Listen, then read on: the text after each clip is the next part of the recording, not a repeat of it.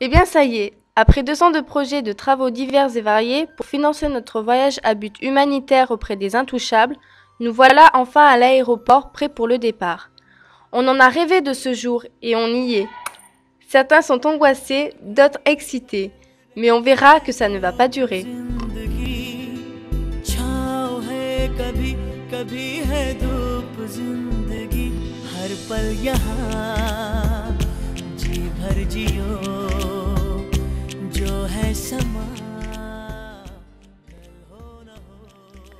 La circulation en Inde? Oh, mon Dieu, toute une histoire. On a beaucoup de mal à retrouver les règles de conduite que l'on applique chez nous.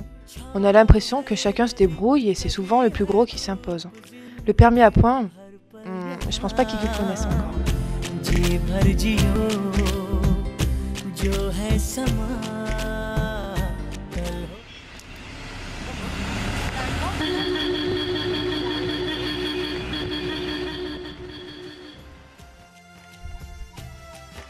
Comme vous pouvez l'entendre, les Indiens conduisent au klaxon. Du coup, les villes sont très bruyantes, même si on finit par s'y habituer.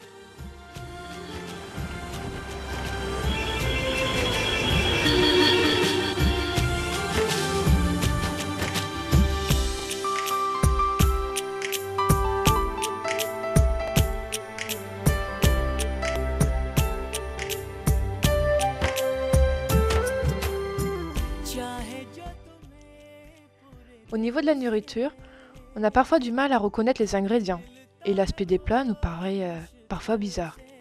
Cela dit, au niveau du goût, c'est en général très bon, mais un peu relevé quand même pour nous. Leur nourriture principale est à base de riz et peu de viande. Pas de couvert, et on mange avec seulement la main droite. Mais je vous dirai pas à quoi sert la main gauche.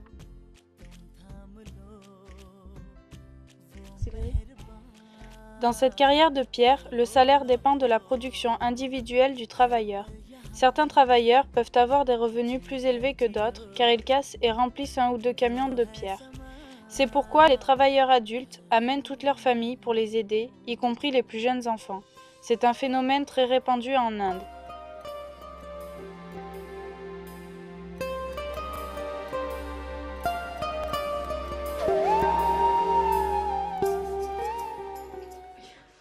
Durant notre séjour, nous avons pu visiter les marais salins.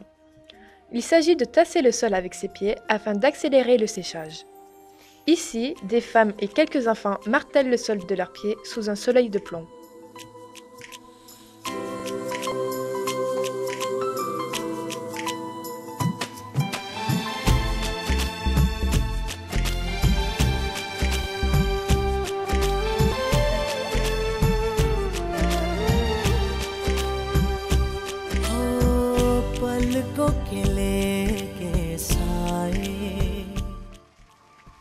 En Inde, tout se recycle.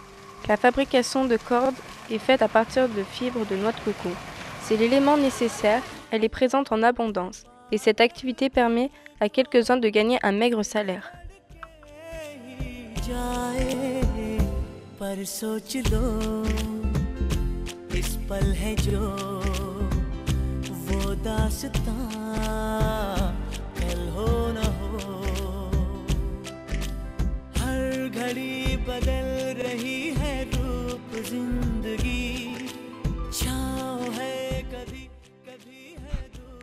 On trouve dans les rues énormément de petits artisans et de marchands ambulants. Les échoppes sont ouvertes très tard le soir et on y trouve de tout. C'est le royaume du petit commerce et du marchandage.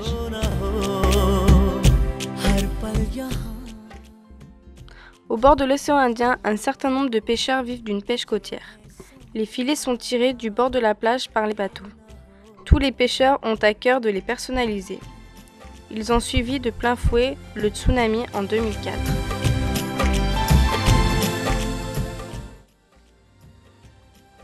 Dans le Tamil Nadu, on trouve principalement des cultures de riz et d'arachide et un peu d'élevage. La présence d'eau dans le sol permet d'irriguer ces cultures. Les Intouchables possèdent très peu, voire pas du tout de terre.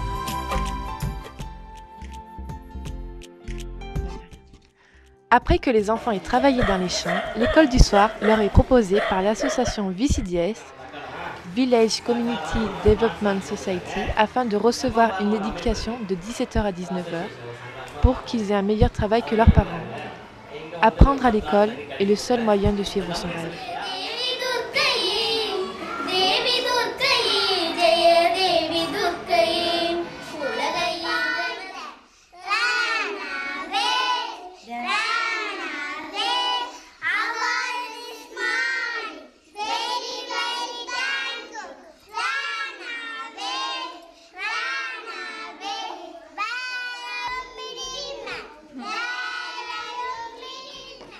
Souvent, les intouchables sont regroupés dans les villages, leur maison est en briques ou en terre battue et ne comporte la plupart du temps qu'une seule pièce.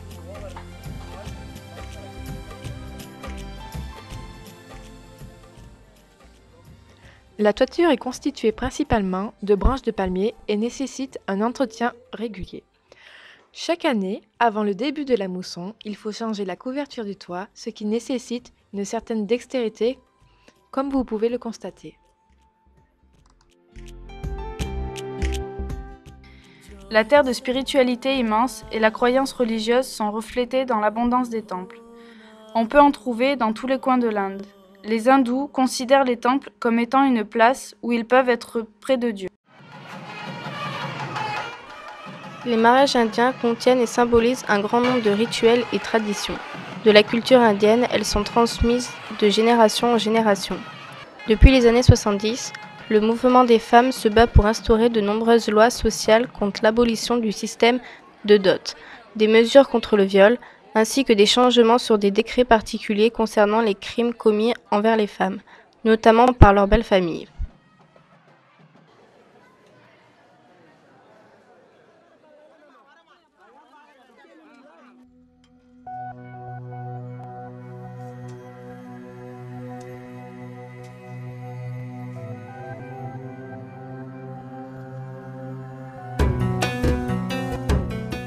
Ce voyage a pour objectif de découvrir une culture indienne, mais aussi et surtout de mettre en place des actions qui visent à aider les intouchables.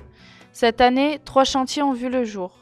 La réfection d'un centre social et tout ce qui concerne la peinture, la réalisation d'une plateforme en béton afin que les agriculteurs puissent faire sécher leurs récoltes et la réalisation de toilettes pour femmes.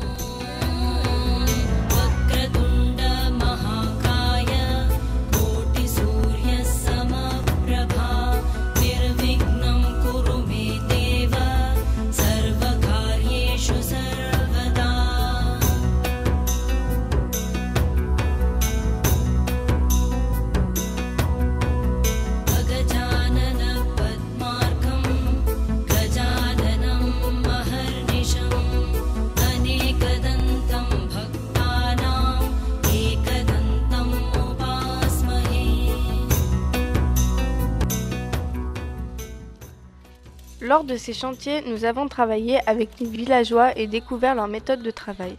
Une fois terminé, chaque chantier a donné lieu à une inauguration qui s'est terminée par une fête appréciée par les Indiens et nous-mêmes.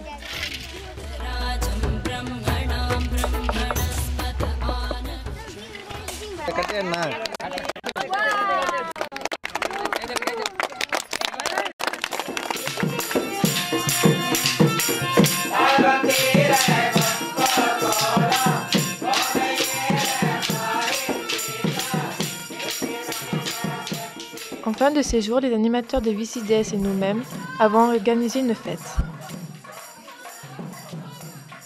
Durant cette fête, nous avons pu pratiquer des danses traditionnelles indiennes.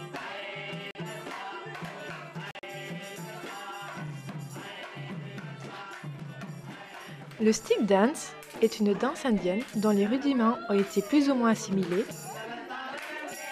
comme vous pouvez le voir.